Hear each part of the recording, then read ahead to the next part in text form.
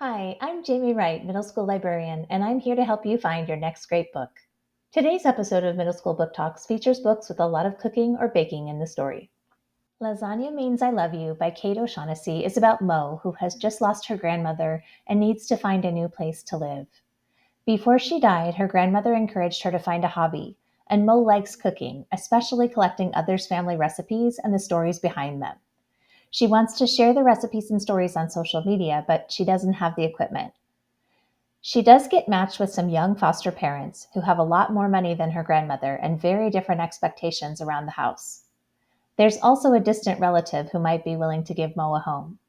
She'd like to find a recipe belonging to her own family and a safe place to grow her dreams. Salt and Sugar by Rebecca Carvalho is a romance novel about two feuding bakeries across the street from each other. The bakery owners have reached an agreement over the years. One will make sweet treats and the other will make savory things.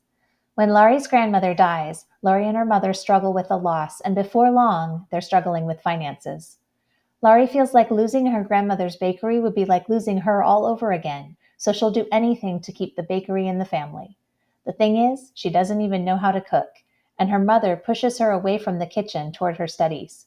When she seeks out a cooking club at school, she's mortified to discover the club's president is none other than the son at the rival bakery across the street, and she'll do whatever it takes to keep him from finding out she knows nothing about creating food.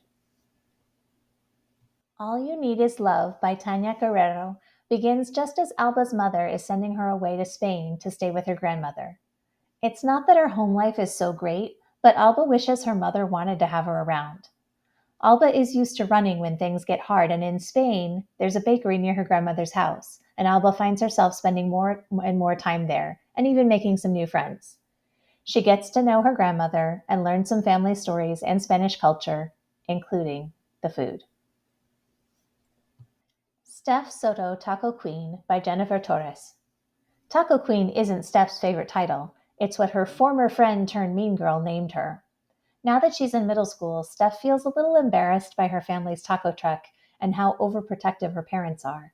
This book is on the shorter side, but it does a great job showing the tension between the dreams her parents have for her and the pressure she feels to succeed, as well as the ways that Steph, who was born in the US, feels protective of her parents, who are immigrants.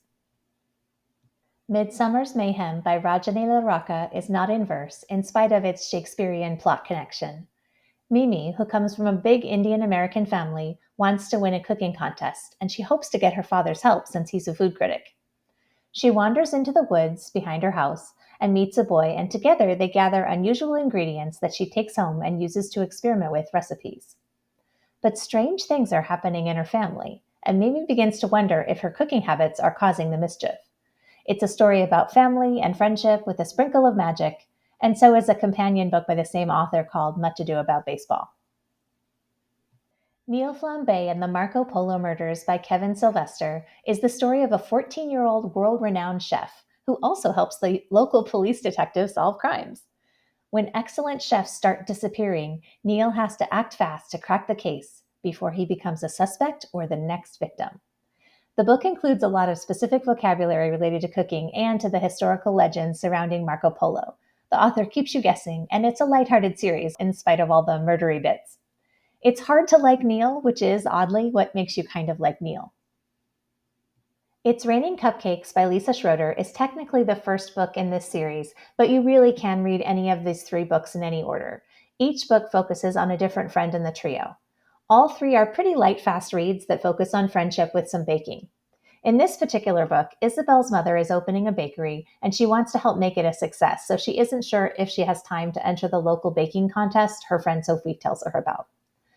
The second book, Sprinkles and Secrets, has Sophie, who dreams of being an actress, getting an audition for a real commercial for a huge company, but it's the baking company threatening to put her friend Isabel's bakery out of business. How can she go against her friend, but also, how can she give up her dream? The third book, Frosting and Friendship, shows Lily joining a mother-daughter book club, but they all like to bake and incorporate that interest into the club. Lily prefers to work on her music, but she has a hard time explaining that to her mom and her friends. Somehow, she gets in charge of planning a surprise party, including dessert, and she doesn't want to let anybody down. That's it for today's episode of Middle School Book Talks, Baking and Cooking.